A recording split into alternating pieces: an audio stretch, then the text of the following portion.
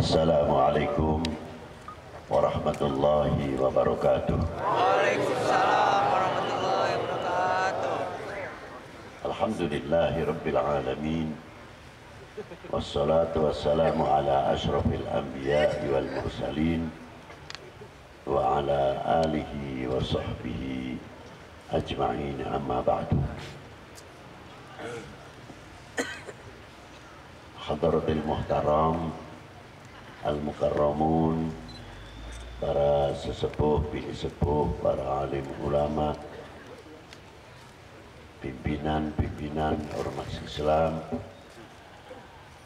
khususnya pimpinan Nahdlatul Ulama Muhammadiyah,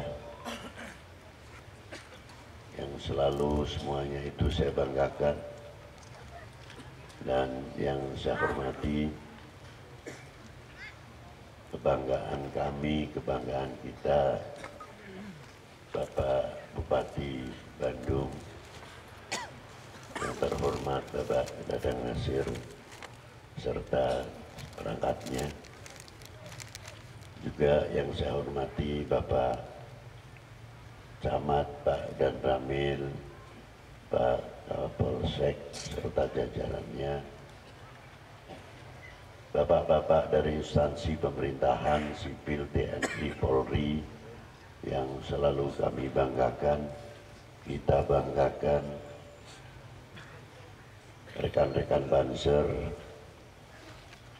IP Ansor, dan yang saya hormati panitia penyelenggara dalam rangka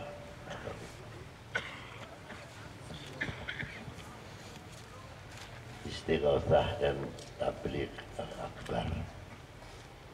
Hadirin wal hadirat rahimakumullah.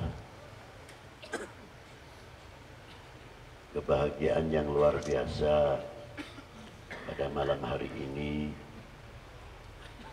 bagaimana tidak, bahwa di majelis ini menunjukkan salah satu kekuatan yang luar biasa. Artinya dari umara, ulama, TNI, Polri, kita kumpul bersama umat. Bila ini selalu kita pelihara dengan baik, ketulusan, menyambung tali silaturahim yang luar biasa, bagian kekuatan yang tidak mudah digoyahkan, khususnya untuk negeri tercinta Indonesia. Bangga sedikit yang keras, Indonesia. Harusnya begitu. Masa nyebut bangsanya sendiri tidak bangga? Harus menjadi kebanggaan. Ma'asyiral hadirin rahimakumullah. Sedikit sebelum tausiah, kita barusan saja berdiri dengan rasa haru hati saya sendiri, khususnya dengan mengumandangkan lagu Indonesia Raya. Apalagi ini sudah bulan Agustus, kita menyongsong hari karomah, hari yang tiada ternilai harganya untuk rakyat Indonesia, hari yang penuh syukur dan hari yang harus disyukuri, hari yang penuh kebanggaan. Mari kita songsong kebanggaan, bagian daripada syukur kita kepada para pejuang-pejuang, para ulama-ulama, para tokoh-tokoh bangsa ini yang ikut andil besar dalam memerdekakan bangsa ini dari belenggu penjajah dan kebodohan. Man lam yashkurin nas lam yashkurillah, barang siapa tidak mengerti terima kasih kepada manusia, sama halnya kita tidak mengerti terima kasih kepada Allah Subhanahu wa Ta'ala. Mengaplikasikan, mensosialisasikan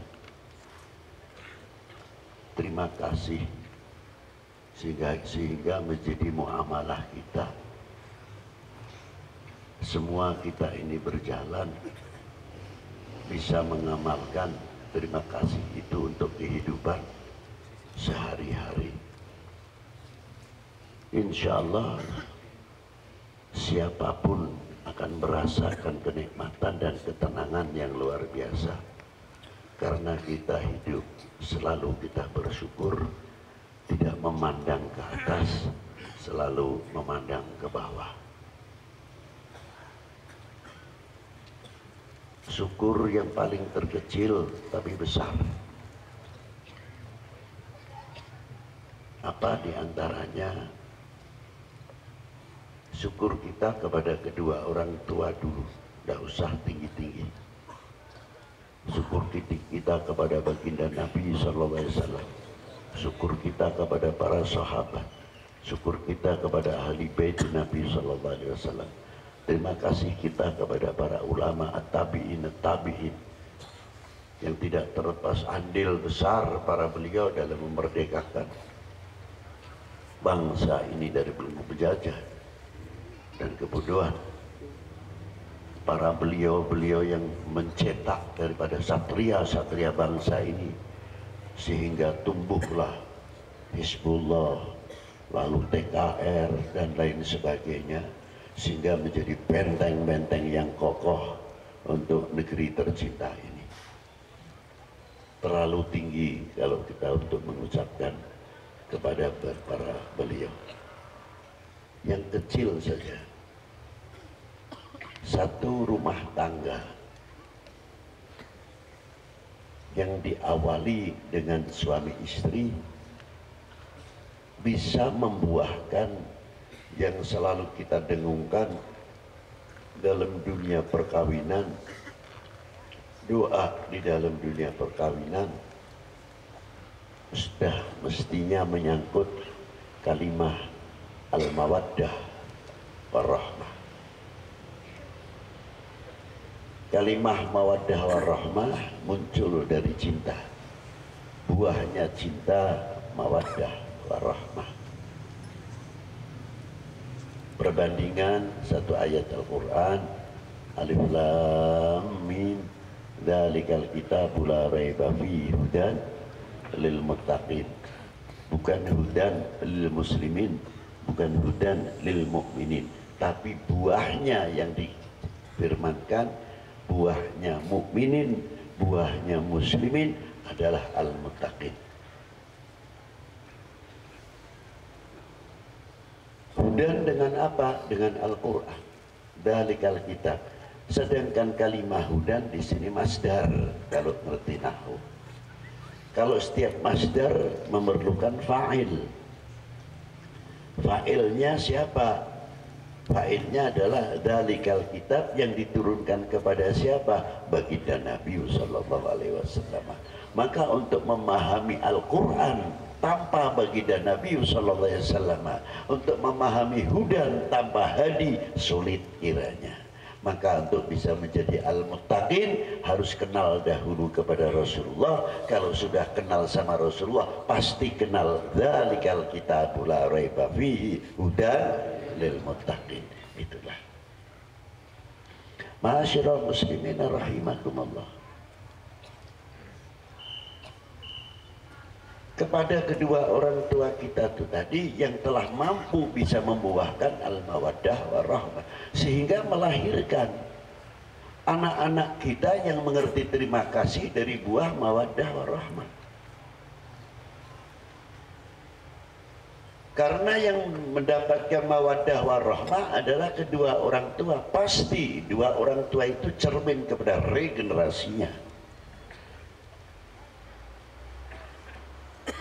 selalu mendapat bimbingan, contoh yang luar biasa dari kedua orang tua. Maaf, kalau ada khaulan, khaul itu bukan untuk para kiai saja. Khaul itu tidak harus para ajengan.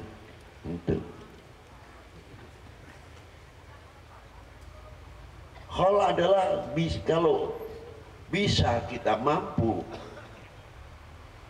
khaul untuk kedua orang tua kita, khaul masal untuk setiap orang tua kita yang telah mendahului. Kalau khaul ulama sudah maklum wal mafhum. Tapi kalau khaul kedua orang tua kita, gimana kalau khaul orang tua kita? Kan orang tua kita itu bukan ulama, bukan ajengan atau kiai. Cuma hanya melihatnya sepintas itu. Padahal bukan itu yang kita lihat. Saya melihat mulai di daerah Ciledug, Pabuaran, sampai terus dari Ciledug, Walet, masuk Cidahu, Ciawi, sampai ke Kuningan. Saya melihat perkembangan ekonomi yang luar biasa yang dirintis oleh orang tua kita. Orang-orang kita masih tahajud, masih sempat tahajud, jam 2 sudah merapikan dagangannya, berangkat ke pasar malam-malam pakai oncor atau obor atau pakai baterai. Ada yang bawa kuecang, ada lebet, ada yang bawa kupat dan lain sebagainya.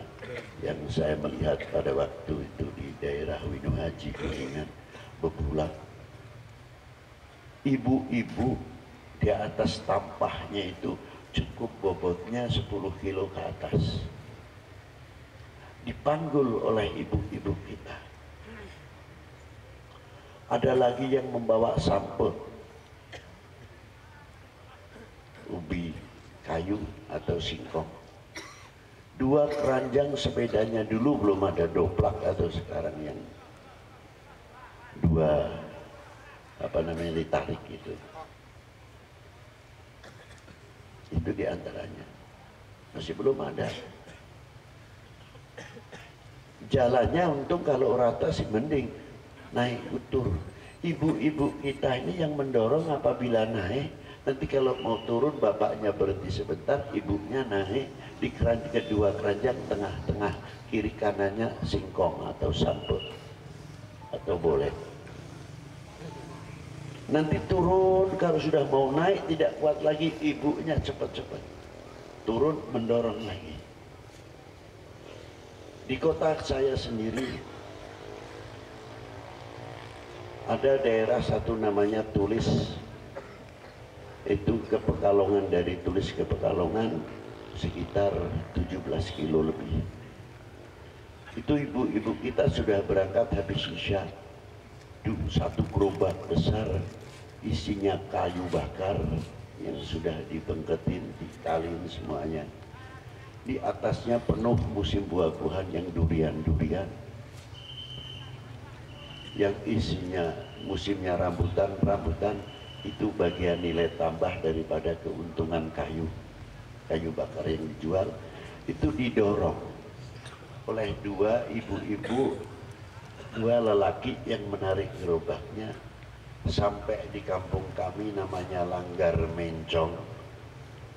Itu sekitar jam 12 baru istirahat, baru sholat isya, mandi sholat isya, menunggu pasar besar nanti buka, didorong lagi. Saya belajar bertanya kepada para beliau, Pak, Ibu, apakah tidak capek yang begitu jauh? Maksud saya, apa tidak bisa dinaikkan truk? Pasti dengan biaya ini akan mengurangi. Jawabnya ibu-ibu dan bapak-bapak itu tadi sangat menyentuh. untuk kita diajak berpikir. Apa jawaban beliau? Dik, kalau ini tidak bukan untuk anak-anak kita, harapan kita ya kita cukup di rumah saja makan seadanya. Kami ini sudah cukup bodoh. 1945 pada waktu itu sebelumnya peraturan penjajah orang pribumi tidak boleh sekolah lebih daripada kelas 3. Maaf, ini sejarah generasi muda sekarang sebaiknya harus banyak mengetahui.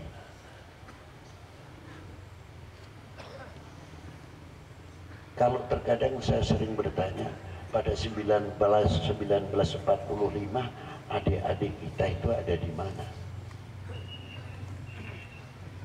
Ya jawabnya yang tepat belum lahir. Oh belum lahir. Kalau 1947 ya belum deh. Padahal ada peristiwa apa setelah 1945 dan 1947? Ini nilai sejarah yang luar biasa yang harusnya kita ini selaku anak bangsa harus mengetahui tentang sejarah tersebut, sehingga kita menjadi bangsa tidak keparmen obor cek Sunda mahberin gitu. Leres.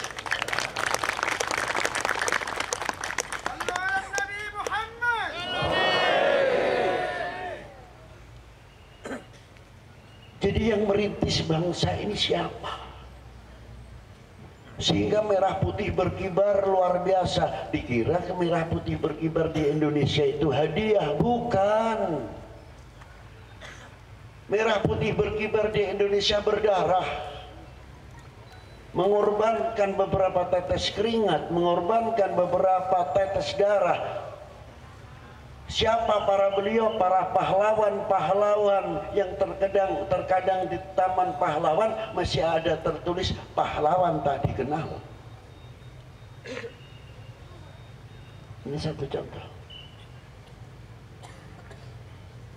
Saya ketika ziarah ke Taman Pahlawan, hati kita itu tersentuh. Mungkin beliau ini ingin tahu, mengharapkan muka keturunannya atau familinya mana yang datang kepada beliau. Kalau yang sudah dikenal kita maklum dan mafhum. Tapi alhamdulillah namanya kusuma bangsa terhormat dimakamkan di Taman Pahlawan, yang setiap 10 November kita selalu mengadakan haul. Dengan bahasa nasional 10 November. Kalau untuk kita haulan, haul akbar tingkat nasional. Itulah. Kembali kepada bapak ibu kita tadi. Ada apa peristiwa 1947? Belasekutu masuk lagi. Membawa siapa? Penjajah pertama Belanda. Begitu sekutunya pulang, Belanda ditinggalkan. Kita sedang berhadapan dengan siapa? Dengan penjajah. Ya Allah, kejam-kejamnya kita ditikam dari belakang. Peristiwa 48, 3.000 tokoh bangsa Indonesia, khususnya minal ulama, dibunuh oleh si Merah. Si Merah siapa? 3 huruf itulah. Peristiwa 48. Jadi ini bukan katanya, ini sejarah. Alhamdulillah dikirimkan pasukan Siliwangi dari Jawa Barat untuk menyelesaikan peristiwa Madiun. Alhamdulillah berhasil. Tapi pulangnya di Purworejo tidak terlepas harus berhadapan dengan sekutu lagi. Berapa korban kita? Sejarah ini kemana? Anak-anak kita tahu atau tidak? Atau kita mengajarkan kepada regenerasi kita? Ya tidak mungkin, bisa sendiri catatannya kagak ada. Mana mungkin tahu anak-anak kita? Disinilah perlunya sejarah untuk kita mengetahui bagaimana pejuang-pejuang kita di dalam memerdekakan bangsa ini, di dalam syiarul Islam pada waktu itu sampai sekarang ini yang menghadapi penjajah Portugis. Selesai Portugis. Tidak lama muncul VOC, selesai. Terus muncul pejuang-pejuang kita semuanya seperti Diponegoro, Himojo, Sentot Prawiro Dirjo, Pak Karno, Pak Soeharto, Jenderal Sudirman, Jenderal besar kita.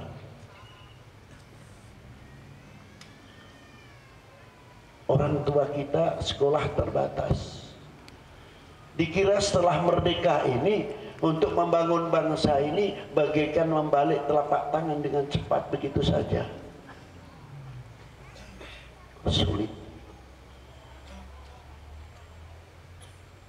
Ma'asyiral muslimina rahimakumullah. Jangankan lagi manusia biasa yang diangkat oleh Allah Ta'ala menjadi Rasul dan Nabi, manusia pertama alaihi salam dan istri tercinta Sayyidatina Hawa tetap melalui syariat. Ketika Nabi Allah Adam diciptakan, lalu Allah Ta'ala menciptakan Siti Hawa, diambil dil'ah, tulang rusuknya Siti Sayyidina Hawa. Jadilah Nabi Allah Adam alaihissalam. Ketika Nabi Allah Adam mau mendekati, dicegah oleh Sayyidina Jibril. Mah ya Adam. Coba dibaca di dalam khutbatul nikah. Harus dengan mas kawin ya Adam. Wa ma mahriha. Apa mas kawinnya? Allah Ta'ala berfirman, mengutus kepada malaikat Jibril, Sallallahu Habibi Muhammad asyara marrah wa qila asyrina marrah. Nabi Adam mas kawinnya dengan membaca sholawat 10 kali, wakilas 20 kali. Mas kawin Nabi Adam kepada Sayyidatina Hawa alaihi wassalam. Berarti kita ini lahir dari mas kawin adilnya sholawat baginda Nabi Sallallahu Alaihi Wasallam. Makanya terima kasih kita kepada Rasulullah apa? Ini terlalu tinggi dululah, ini orang tua saja kita berbicara. Nah, orang-orang tua kita itu belajar dibatasi kelas 3, asal bisa membaca dan nulis. Itu pun yang buta huruf masih banyak. Mulai diberantas buta huruf, mulai Pak Harto terutama. Bebas buta huruf, bebas buta huruf. Namun orang tua kita memikirkan, walaupun satu hari terkadang yang dimakan pas-pasan, bagaimana untuk membesarkan anak-anaknya. Ada yang kerjaannya berat, becak. Ada yang pakai kahar atau delman. Dan kerjaan berat lagi kita apabila kita melihat orang tua kita sudah ada truk datang muatannya beras atau gandum, larinya cepat-cepat berebut naik truk dulu. Di mana toko berhenti, hanya mengambil satu karung, dipanggul di pundaknya, di punggungnya. Berapa kali beliau mendapat, saya melihat sebagai anaknya. Begitulah perjuangan orang tua kita untuk mencari sesuap nasi dan menyekolahkan atau mesantrenkan anak-anaknya. Itu nyata. Kalau di Pekalongan khususnya, di daerah dataran bukan pegunungan, kalau musim kemarau jam 6 pagi sudah keluar keringat. Terkadang bapak-bapak kita perutnya masih kosong, uang pas-pasan hanya 25.000 asal bisa membelikan sarapan anak-anaknya, untuk sanggup sekolahnya, biar dirinya minum teh terkadang tidak pakai gula. Mengayuh becaknya luar biasa, dapat muatan belum sarapan perut masih kosong, 1,5 kintal dari di mana beliau menemui penumpang sampai ke pasar besar. Hanya menuju apa? Yang penting dapatkan 2,5 kilo atau 3,5 kilo. Untuk siapa? Untuk anak-anak putra putrinya khususnya. Itulah perjuangan-perjuangan Bapak. Dan kerjaan-kerjaan yang lain. Seumpamanya kita mendapat rezeki dari Allah Subhanahu wa taala, kita ingat bagaimana jerih payahnya orang tua. Terkadang di rumah boro-boro karena kasur sarena. Belum tentu asal tikarnya hangat. Ibu bapak kita yang memang terbatas kemampuannya, coba kita waktu kita makan enak sedikit lah, punya rezeki di warung atau di mana, makan sate atau makan nasi apa gitu, rawon atau apa, ingat ya Allah kita kok makan nikmat begini, ibu bapak kita masih apa, coba dibungkuskan 1 bungkus sebagai ingat kita mau makan, masa kita mau enak sendiri. Sewaktu-waktu kita ingat sama orang tua. Begitu kita buru-buru makan karena tidak tega untuk menelan, seret seolah-olah susah. Karena apa? Kedua orang tua kita masih ngegeletak di saat dimana kamarnya yang belum ada kasurnya. Kalau ada kasur yang sudah cukup minta diganti. Cepat-cepat lari ingin mumpung bapak, emak, sareng ibu belum tidur. Begitu dibuka, ada apa nak? Nih mak, senangannya mak, nih mak. Mama itu apa? Hatinya secara tidak langsung nangis. Ya Allah nak, kamu itu belum pendapatannya belum seberapa, tapi kamu sudah ingat sama orang tua. Luar biasa kamu. Semoga kamu panjang umur, dapat rezekinya semua.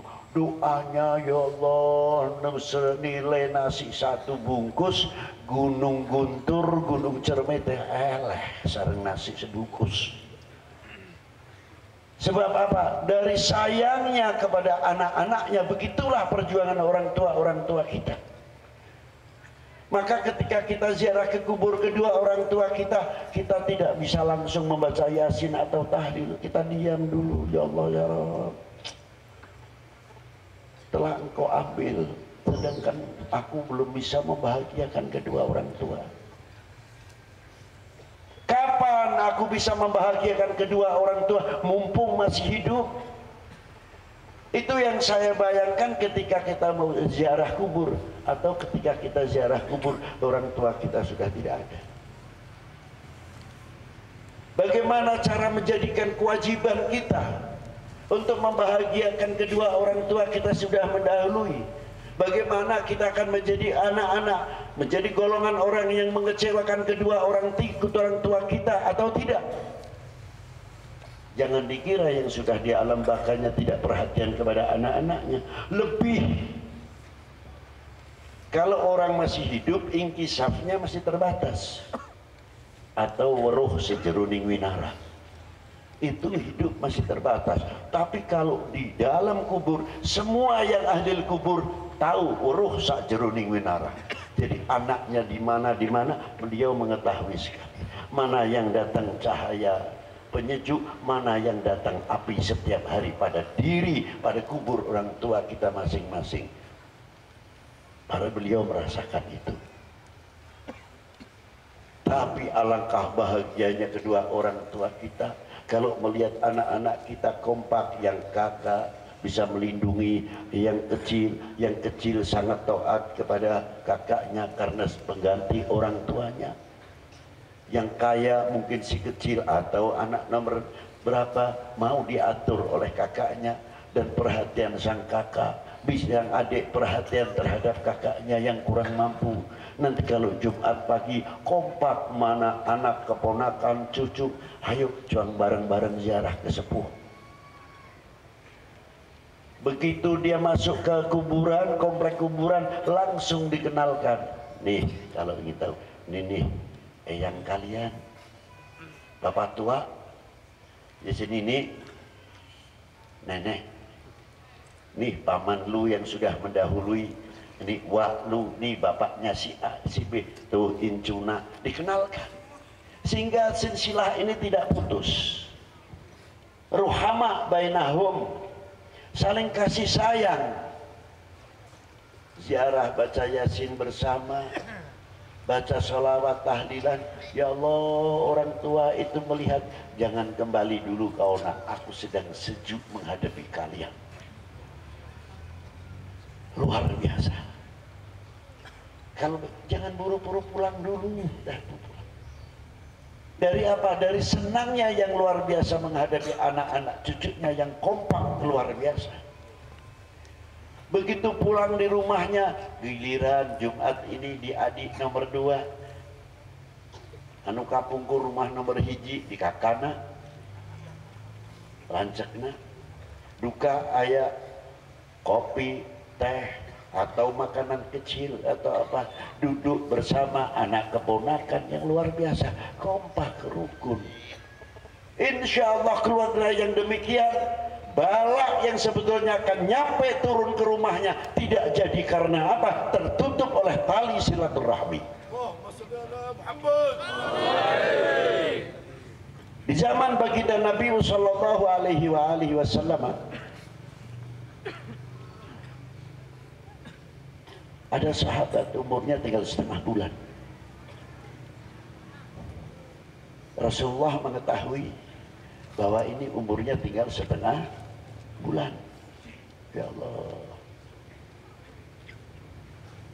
Diajak silaturahmi bersama Rasulullah untuk minta maaf, tapi Rasulullah tidak memberitahu artinya.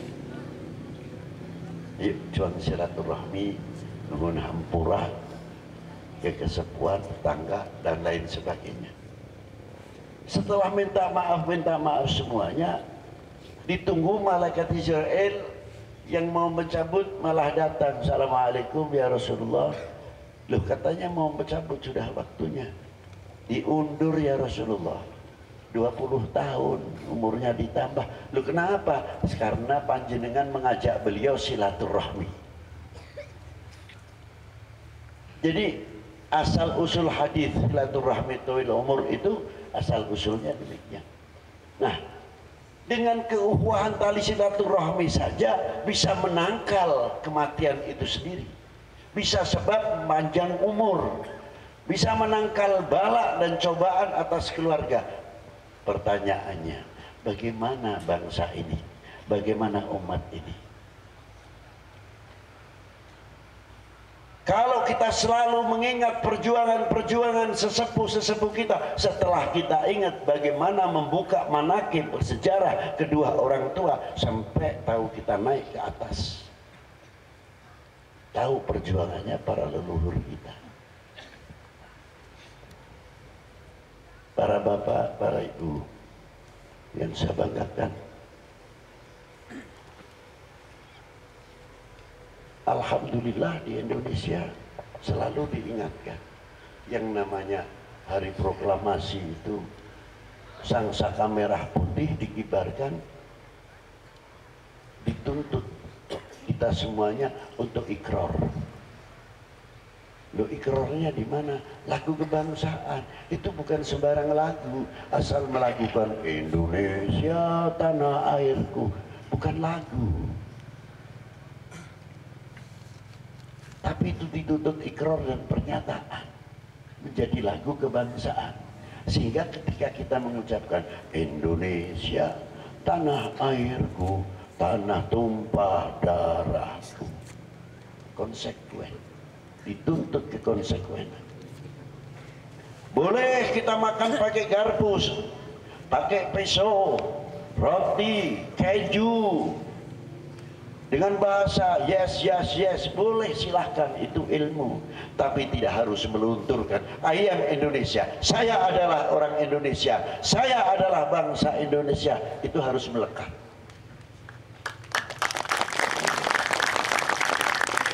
Bukan kalau sudah makan pakai sendok garpu lalu kita lupa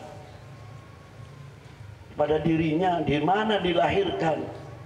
Makanya di mana saja kita berada, di Timur Tengah, oke, mau pakai kayak Habib Lutfi, pakai putih-putih jubah, tapi tidak untuk melunturkan keindonesianya. Justru kita menggunakan pakaian sunnatun Nabi memperkuat keindonesiananya.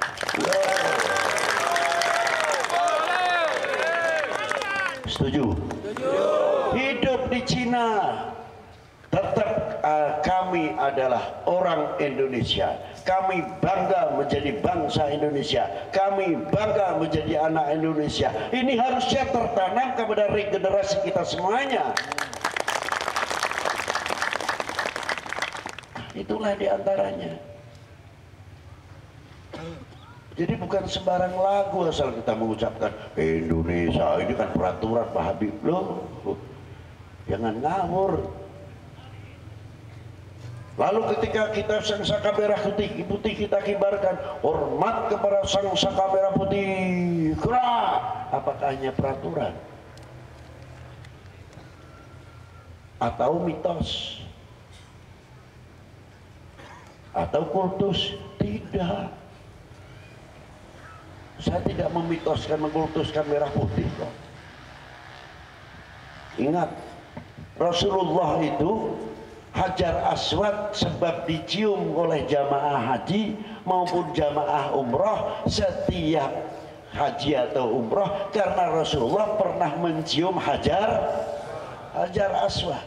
Apakah Rasulullah mengutuskan Hajar Aswad? Jawab. Itulah.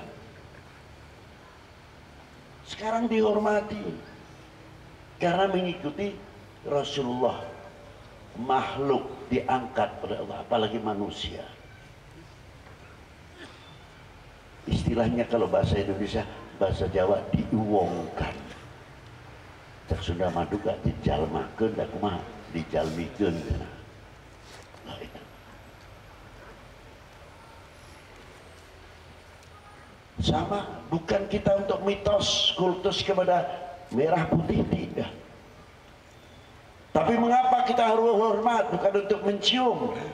Ingat bahwa di dalam merah putih itu ada kehormatan bangsa, harga diri bangsa, jati diri bangsa. Sekalipun satu huruf di dalam merah putih tidak ada, tapi harga diri bangsa, jati diri bangsa, kehormatan bangsa ada di dalam merah putih itu sendiri.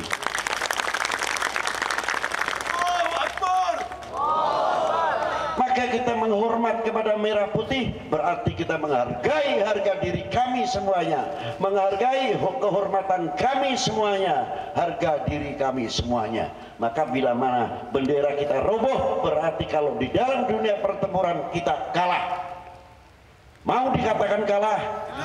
Tegakkan merah putih sepanjang masa. Harusnya gitu, fanatik dong kepada kebangsaannya. Ini Ma'asyiral muslimin rahimakumullah. Itulah. Loh, ada dalilnya enggak kira-kiranya begitu? Siapa yang bilang nggak ada dalilnya?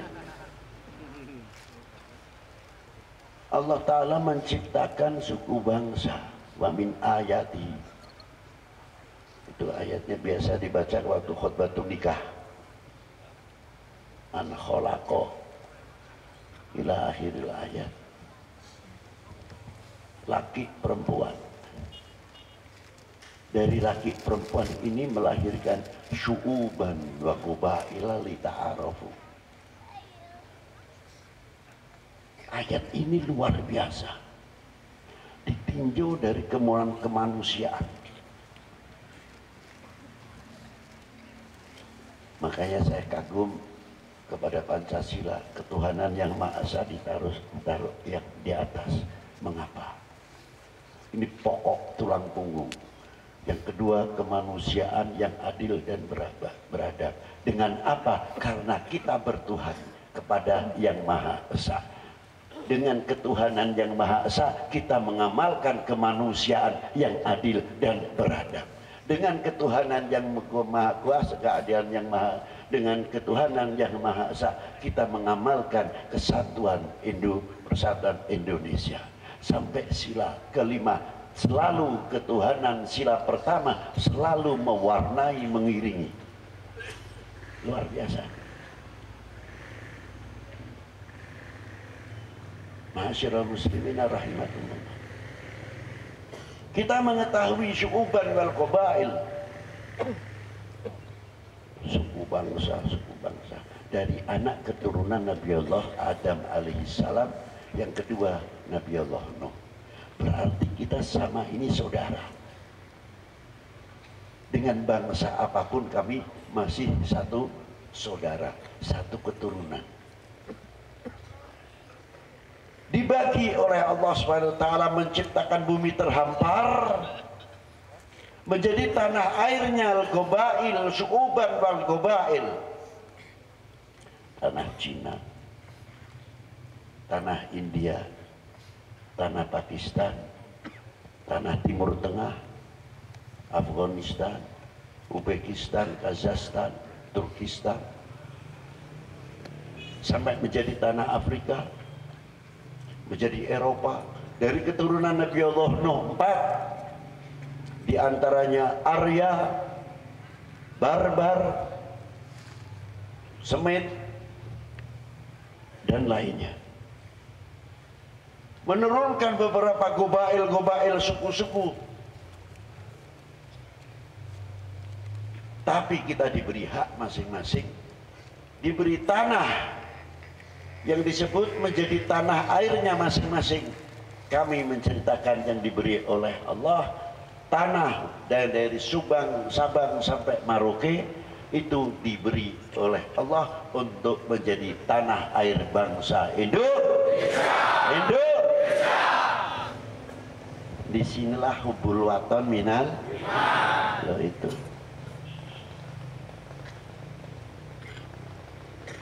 Sejauh mana kita mengenali ta'arufu? Seandainya kita mengenali ta'arufu, tapi harus dibekali dengan apa? Inna akramakum indallahi. Siapa yang paling atqo? Berani ada yang paling ngacung, saya atqo, bohong itu. Kita mengambil kata sepakat. Orang yang paling atqo adalah Nabiyuna Maulana Muhammad sallallahu alaihi wasallam. Inna akramakum indallahi atqakum. Siapa? Baginda Nabi sallallahu alaihi wasallam. Barang siapa ingin akram dan atqa, ittiba, ngikuti jejak baginda Nabi sallallahu alaihi wasallam. Beliau menjadi rahmatan lil alamin dengan mengamalkan li ta'arufu. Bangsa-bangsa ini seandainya mengenal li ta'arufu, dunia tidak akan ada perang. Karena apa?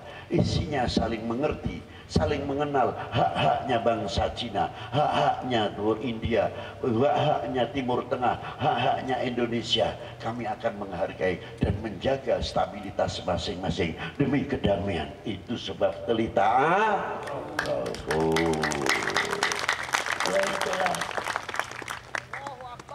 Luar biasa mestinya harus. Maka kita harus menjadi contoh. Lita'arufu bukan sekadar suku bangsa saja. Sebab lita'arufu ini juga untuk memperkuat ketahanan nasional. Yang namanya ketahanan nasional bukan Pak Polisi atau Pak Tentara saja. Kita ini kewajiban menjaga ketahanan nasional. Berupa apa? Di antaranya kita meramaikan kerjaan, membangkitkan ekonomi, pertanian, dan lain sebagainya. Tidak cukup ekonomi dan pertanian saja, merasa handar beni memiliki atau tidak. Jangankan lagi para bapak, para ibu, rumput yang hijau, rumput yang kering pun bagi kami, bagi kita harusnya ini rumput kering, nggak ada artinya, nggak ada artinya, memang betul tidak, belum kita temukan manfaatnya, tapi pasti ada manfaatnya rumput yang kering, seperti ilalang yang kering, pasti ada. Kita saja yang belum menemukan. Tapi ingat bahwa sekalipun ini kering, tumbuh di bumi pertiwi Indonesia, negara kami, kecintaan kami. Berarti sekalipun kering, mulut rumput yang kering adalah milik kita. Sebutir pasir pun yang ada di bumi kita adalah milik kita. Kering atau sebutir pasir, wajib kita menjaganya.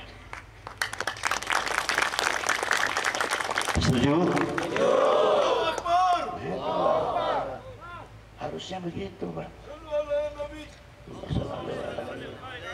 Kalau kita bisa menjaga, lalu kita bisa menghargai apa yang hasil bumi pertiwi ini, di antara buah-buahan dan lain sebagainya, kita kemas yang baik. Kita sebelum menghargai orang lain, coba hargailah bangsa kita ini, hasil karya bangsa kita ini, produksi dalam negeri ini, hasil pertanian ini, kita banggakan sehingga orang lain tidak akan mengoknum, orang lain tidak akan menganggap remeh terhadap hasil karya bumi pertiwi.